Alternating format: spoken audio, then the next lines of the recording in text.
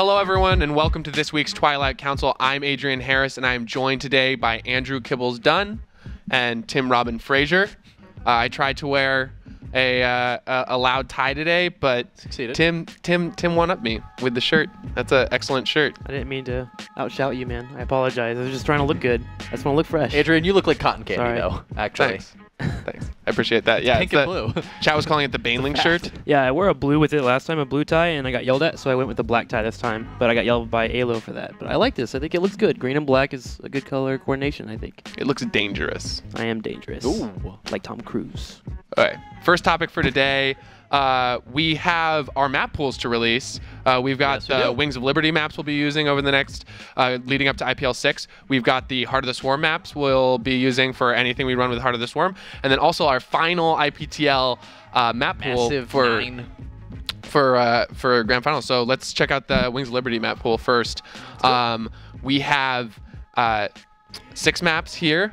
Entombed Valley, Daybreak, Cloud Kingdom, Icarus, Akilon Flats, Neoplanet S. Yeah, I was going through the IPTL one there, okay, but yeah, you, man. That's the 6 maps there. I'm really excited about the map pool, especially with Atlas as well. That's one of the community maps that we get to choose. I love it. Yeah, it's really cool. It's working out in GSTL. They actually came to us after we ran our map tournament and was like, "Hey guys, can we have Atlas and Silver Sands?" And we're like, "Sure." We gave them the map files, and I'm glad it's starting to be playing in a lot of tournaments. I think IEM picked up as well. There's a few map tournaments that are really starting to make sure they have Atlas in. So glad it's in our map pool. We're gonna use it for Wings of Liberty, but I'm really excited about the Heart of the Swarm map pool. If you want to go over that real quick, Adrian.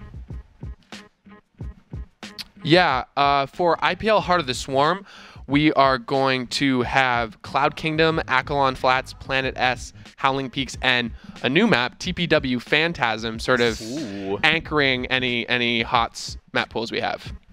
I'm excited for Phantasm. It's a newer map. It's one that actually came out after we ran our map tournament. We only had 11 maps that we chose from, and Phantasm wasn't in there because it wasn't created yet. It was created a week or two after we did the initial map tournament. So I really wanted to get into Heart of the Swarm, and therefore we picked it in, and we decided we liked it a lot. It's created by WRL, pronounced Whirl, and he's the one that's put that in there, and he's really excited for it to be there as well. So I'm hoping it's played a lot. I know players are afraid of new maps, but I think this map is going to be sick for Heart of the Swarm. If you have to sum that map up, Tim, in like a sentence or two, what would you say? Beautiful. Okay. That's what I would say. And how it plays out? You know, is it big like Daybreak? Is it it's choky like Cloud Kingdom? It's pretty solid. It's actually a bigger map than you would think when you actually look at the overlay of it, how it would look. Third's not too far away, but it's far enough to make it look like you should go with 2 base play openings instead of going into a quick third. I really think it really fits well for Heart of the Swarm because in Heart of the Swarm you can't get quick third bases, so it really makes you get map control. And there's a lot of chokes in the middle of the map too. I don't know, and then I like it because it looks like Toronto a little bit on the outskirts. It looks, it's pretty. It's a really beautiful map, as I mentioned. Yeah.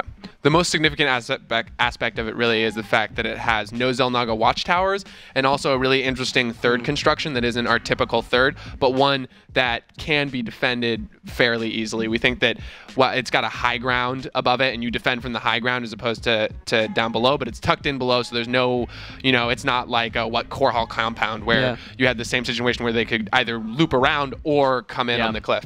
So it reminds me a little of Silver Sands in that respect. Definitely. From what you're saying. But also the IPTL map pool, we haven't jumped into that yet, so if we can pull that graphic up and take a look. Got a total of 9. Atlas, Akilon Flats, Icarus from the GSL, of course, Ohana, Family. That map's staying around for the IPTL. Neoplanet S, Cloud Kingdom. You've Daybreak. Yeah. Daybreak, Entombed Valley, and Daybreak, TPW Breaking Point. It's classic. Daybreak, the notorious map that I will call any map. Definitely. If you have caught that. But really, we've had the opportunity to bring in a lot of new maps here throughout various leagues. And, of course, we've got some stuff sticking around for the Team League because it is a 9-map pool, of course, which you do need for the best of 9. Unless you want to repeat maps. I mean, something that was seen in Brood War, but we're kind of sticking to the SC2 standard, if you will, right now. Yeah, we've also added one more community map for there as well, Breaking Point. That's another one. Yep. It's going to be in our IPTL Season 2, I believe, as well. Feels a little bit on the Terran heavy side, which is fine with me. I feel like Terran's having a problem with Wings of Liberty. And moving into Heart of the Swarm, I want to make sure that we have Terrans playing once again in our tournaments. So I chose Breaking Point. I think we had a total of 12 games on it, and it was like a 65-70% win ratio. So maybe there's some balancing issues there, but I'm okay with it being in an IPTL league. So that's why we chose it to be there rather than our Wings of Liberty map. Also notice with the Wings of Liberty map pool, we took out Ohana. We're trying to cycle out Daybreak, Ohana, a little bit of the older maps have been around for a while, because I really feel like to move forward in any type of formation when it comes to StarCraft 2 and making the metagame move forward, you got to change maps. You got to make them become different. And so we got rid of Ohana for Wings of Liberty. We had to keep Daybreak because we wanted to have some kind of map that was on the bigger side. But again, just changing it up for you guys. So hopefully it works out. Yeah. We've been putting all of these maps into, we've had our map tournament now. We've also had a bunch of qualifiers, and some of these maps have been used for the qualifiers, so we're collecting data on them currently.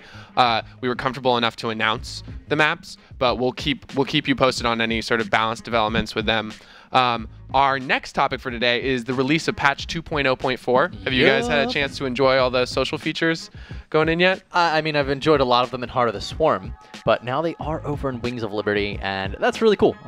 It is kind of updating the client. As I said to you guys, actually, I think I'm kind of going to miss, a little nostalgic element. I used to enjoy opening up older games and experiencing it in the same way, as opposed to, it's really cool, of course, to play things through, like, alternate clients that eventually do come out, but StarCraft here, it makes everything feel different. You kind of can't go back to the old way, which I'll miss, but it's definitely going to improve the game overall. If you want to go back and play some Wings of Liberty, it's going to facilitate being able to do that. One thing I care about is that awesome victory screen. It's now actually at the end of Wings of Liberty when you win, it gets victory, and it pops up with a little green, I believe, not purple like Heart of the Swarm, but it's still really cool. It makes me feel like I've done something really nice, so really cool to have the victory screen. That's all I really care about. It's cool that they're putting them together, but again, I'm just wanting to get into Heart of the Swarm and to play from there. So yeah, there's actually been a couple issues with 2.0.4. I've compiled a list of sort of, if you're having problems with the client, some easy changes you can make to it that'll make it run a lot smoother. Not all of these have been publicized. The first one is actually an issue with lag in both Heart of the Swarm and Wings of Liberty. If you're part of a channel that has a lot of people in it, we were running our qualifiers and we had 90 people in the channel, and it makes the client lag incredibly. It makes you lag in game even once you join a game. So really what you need to do is you need to exit that channel, and even that won't fix it. You got to go Ctrl-Shift-Escape, find agent.exe32 in your processes and end it, and that'll fix any lag problems you're having. Now, the second issue to address, they addressed it on the BNet forums. What it is that you get lag when downloading the new client inside Wings of Liberty, and what you need to do is change the variables.txt file. So many people know this, but if you go into My Documents, find StarCraft, you'll find variables.txt where you can change a lot of stuff, make units more visible to cloak, things like that. But what you can do here is write in write agent region equals 0 into your variables.txt file, and that should fix any lag issues you're having while downloading. Now the final, this is more of a tip. They have actually added language support to Wings of Liberty. This is so cool. Definitely. So if you go, Marines. yeah. So if you go into options, there's now a language in Wings of Liberty 2.0 before. There's now a language thing you can go to, and you can select any language for your units to be in, independent of the text. So you can still have everything in English, so you can navigate the interface okay, use the English client, but you can change the language to just anything: Polish, Russian, Korean, Chinese. So now we have this whole option. I mean, I know I always play Street Fighter 4 in Japanese because it's way better awesome. than like Nanyato sounds way better than why. Yeah. Yeah, so we're all excited about Quick question, Adrian. Yeah. What are you doing tonight?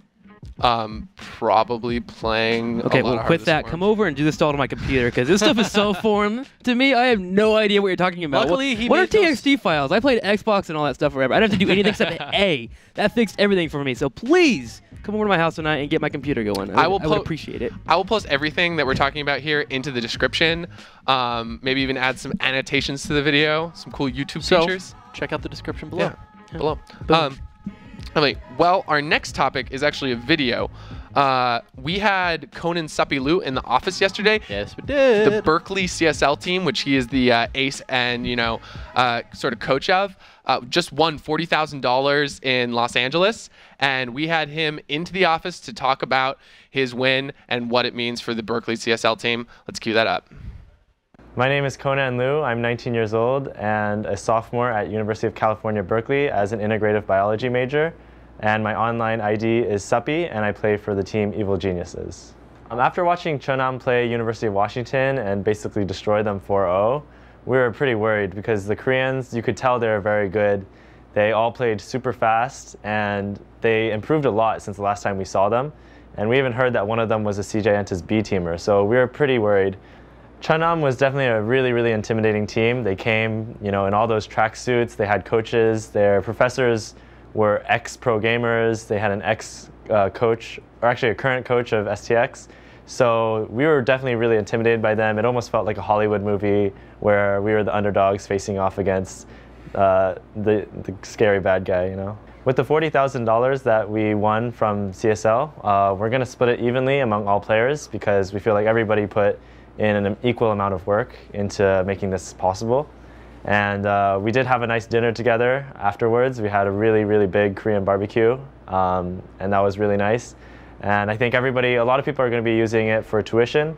Some people are buying new computers and stuff, so everybody's just going to take their cut and use it as they will.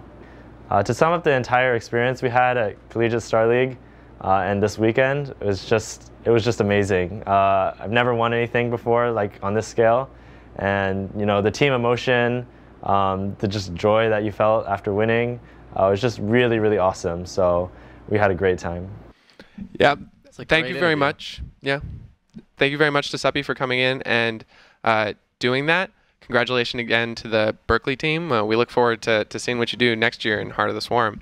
You guys managed to check out the CSL at all? Yeah, I actually read up the follow-up article. There's a really good recap if you go to the CSL actual website, because I didn't watch this live at all. Apparently, it was actually streamed on Azubu.tv. It was the first thing ever streamed out of the beta, so that's out of beta now, guys. Apparently, it can start being used now. I was unaware of that, so really cool of CSL to do that, and Azubu allowed them to have that option. But yeah, I read into the articles, I read the recap a little bit, read into the finals, and it seemed like a really nice story. Apparently, we had Berkeley fall down 0-2, and then they came back because apparently in the Game 3, there's 2v2s that happen, and that's part of the format they do for their team leagues. And I was completely unaware of this. I knew of CSL, I knew what was going on, but I didn't know the format. And so after reading through that recap, I got really excited about CSL, and I want to watch it more often in the future because what they did, and then taking out Chunam, who apparently was looking fantastic as a Korean team coming over to the States to take him out, it was a really good story. So congratulations to Berkeley, and I know they've got a fan out of me now, and I'm going to be watching CSL much more often because of them. So thank you so much for CSL for running that tournament. Yeah. Well, I'm a University of Washington graduate, and I was actually talking to them, and University of Washington had correctly predicted all the builds that Chunam was going to use, but they just fell down in the execution. And so they went to Berkeley, and the two U.S. teams teamed up and said, we know what builds Chunam is going to use on you. We know what players in what order, and we're going to, I guess, collude to help you guys win this finals. And I thought that was just an amazing, a little bit of patriotism there, a little bit of go USA, banding go USA. Together. Yep. I don't like the word colluding, man. I feel no, the colluding makes it sounds way too cheating, man. You're not cheating. No, I don't care about CSL has anymore. I'm connotations. just kidding, but still, huge congratulations to them. Definitely. Really, I mean, if you guys missed the picture, make sure you check out Suppy's Twitter. The excitement see him running that he had, after he won. I mean, so happy for these guys. So really, congratulations to the Berkeley team for taking CSL. Great tournament out of them. Yeah, our next topic is a lot of announcements about tournament formats. We had IEM announcing HOTS, us announcing changes to IPTL. We've sort of seen some HOTS now. Andrew, how do you think about IEM in HOTS now that you've had a chance to see it in the GSTL preseason? It's going to be crazy. HOTS is so drastically figured out right now. That was the worst possible choice of words, but seriously, nobody knows exactly what they're doing in this game, and you're going to be bringing players from all different regions around the world to face off in IEM. IEM is one of the most far-reaching tournaments out of anything, hands down, as they do so much traveling, of course. It's going to be really cool seeing how things have developed in different spheres, and I'm excited, man. Heart of the Swarm. It's time to move into it, and IEM is going to be kicking it off here, and it's going to be pretty diverse. I really like the way that GSL went about it. They opened up with the GSL regular season Code S, and that was Wings of Liberty. And then they did a preseason show match where they put $3,000 into it, which makes the players start to look at it and gets a little bit of metagame going, and still gets players that are practicing really hard to really show off their skills, but doesn't make it a premier tournament quite yet. So people can still think about it and still think about what they're going to do, because the game is not figured out, as you were correct. It's still changing, and we're going to have a patch coming up pretty soon where we're going to have the Hellion Reaper to turn into a Hellbat Combat is going to be on Factory Tech Lab, I believe, if I remember that reading that correctly, which again changes the game completely because there was broken Hellbat drops that were happening left and right. It's been changing over the last couple of weeks, and it's going to be changing into the future. So I like the show match feature that GSL did, and it's going to change eventually into the GSTL within the next couple of weeks. Tim, how do you feel about the fact that they had this whole season, and this is their grand finals? Everyone qualified in Wings of Liberty. How do you feel, even though all the players agreed, how do you feel about this major switch here, especially when it's still, in beta, running a giant tournament in beta when we had the whole preseason in Wings of Liberty? Yeah, it sucks, but if pro players are okay with it, then whatever they can adapt. Because I know when we were going through the whole IPL6 thing, a lot of players were like, well, I'm okay with it, just go straight into Heart of the Swarm. But it still takes away from everyone that's qualified, and for the few that don't practice for it. You take away their skill, all the work that they put into it, for a game that's already figured out in the way that they've really approached the game and how they're going to finish out essentially the ending of Wings of Liberty. It's all changed out. You just get rid of all of that. So I think it sucks a little bit. I could have gone with Wings of Liberty, and I would be completely fine with it. But again, it's about what the viewers want to see, because that's what you're looking for nowadays when it comes to esports. You want to make some kind of money in some way, some shape, some form. So you got to put Heart of Swarm so you can make the money. Andrew, that's how it is. How do you feel about HOTS being pushed in at this sort of late hour? At late hour? I mean, they only announced it, this week for it, and the tournament's happening in a month. Everything it's really, obviously, I mean, we as a tournament, IPL, it was really difficult making these decisions for ourselves. We made them a little bit earlier, but the later you go, the more information you have. You can wait to see, how is the balance for this game working out? Is it not proving to be very balanced, or things looking still a little bit tenuous, and, it's not going to be balanced until well after the game's release, which is probably going to be the case, but it's definitely proven that the game is moderately balanced until you get to the really, really late stages of the game. And so I think, consequently, at IEM, we're probably going to see a lot of cool cheese builds that have not really been revealed so much on the ladder or in discussions like about the state of the game, if you will, the metagame right now. I really think that'll be the case. So we're probably going to see a lot of crazy timings and things of that nature, and a lot of avoidance from the late game, because I think that's where things are really unsure right now in regards to Heart of the Swarm. Definitely. We're also going to be having some changes going into 2013 IPTL Season 2. We're changing our format. There's now going to be 2 more teams in Premier. We're running a second set of up and down, so 2 more teams can get in. So we're going to have 2 groups of 5, Group A and Group B, but there will be 5, and Contender will also be 10. So we're running all the amateur matches to see who will be in Contender, and we actually have 8 teams joining Contender. There's Western Wolves up for that. There's Axiom up for that. There's a lot of Light, the new Quantic, and Quantic Academy. It looks like they might both be in there. We'll see whether they get placed in the same group. I would enjoy seeing a Quantic v Quantic matchup. But our final topic for today, and you can find all that information online, we have it posted, but our final topic for today is all the Heart of the Swarm launch parties that are going on. Woo! Everything people can find. We're having them happening in South Korea, Singapore, France, Taiwan, pretty much all over the globe. Somewhere, Auckland, New Zealand. Nearby that you can find one. There's also going to be a King of the Beta tournament run by Day 9. Tim, you looked into the King of the Beta. What did you think about it? 8 players will be playing. I know one of them are going to be Idra. He was the first King of the Hill Beta tournament winner, so we're going to see if he can come back and retain that title, and of course say that he's still really a king of the beta overall. But yeah, 8 players will be playing. They will be played over a couple of weeks, I believe, and then semifinals and finals will be casted, or no, quarterfinals and semifinals will be casted on Day 9's YouTube, and then it will be streamed live at the actual launch of it, the finals for the King of the Hill Beta tournament. So really cool stuff there. It's just enough. It's just to get hype for the game, really, but it's not as much hype as I thought you would get when we had Wings of Liberty, because there wasn't as many tournaments being ran, and now we're having tournaments still being played. MLG's doing show matches every day, so it'll be big, but not as big as Wings of Liberty, I feel. Yeah, I remember that. That was one of the first big tournaments I ever watched in any esport, and really helped me get into the game. Andrew, you've looked into some of the other stuff. Like, there's chances for people to win, apparently. Yeah. And oh, no, there definitely is. Oh, first thing I want to say, I think there's the potential for the Heart of the Swarm launch to be even bigger. We have all this awesome footage, all these awesome moments from Wings of Liberty. And we're going to celebrate, we're going to relish in that, and kind of just give it a nice sending off as we get ready to move into Heart of the Swarm. As we move into Heart of the Swarm, at that point, that will be the moment we make the transition. I think there's going to be a really explosive feeling for everybody in the community. But you're right, Adrian. There are sweepstakes. Let's talk about them. If we can pull up that screen. Guys, there is sweepstakes being run by Blizzard here for the Heart of the Swarm release. And we're releasing some nice gear, courtesy of NVIDIA and Razer.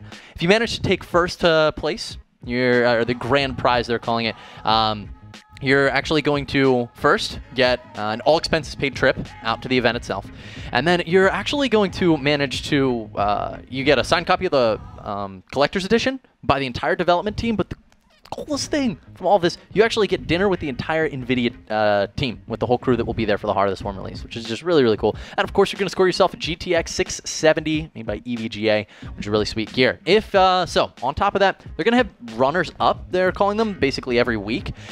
By the way, the first release, prize given away is this day. It is the 22nd. So if you're watching this video right now, run on over to the link that you're going to find in the description. You can sign up for this sweepstakes. You're going to score yourself if you win the weekly runner-up. They give you a Marauder keyboard, for the headset. You get yourself a Banshee. It's all like the official Blizzard stuff, of course, that Razer does make. A Spectre mouse, which I'm wondering, when's the Spectre unit going to come around? And of course, you get the GTX 670 made by EVGA. So really great stuff. Why not? It's a sweepstakes. It's Heart of the Swarm. Support it and get yourself possibly some really free stuff. Maybe even that full grand prize package. Excellent. Which is just so, like, I don't know, man. Dinner with It's the pretty development cool. team. Are you I kidding me? prefer really The free stuff to easiest- just free stuff. I mean, free stuff is usually kind of low quality, but really free stuff is usually just top notch. All right. All the All way. right. Well, that makes our show for tonight. Make sure to check out on Team Liquid all of the sweepstakes they're running, as well as all the events coming up. Everyone have a good night. GLHF. Later.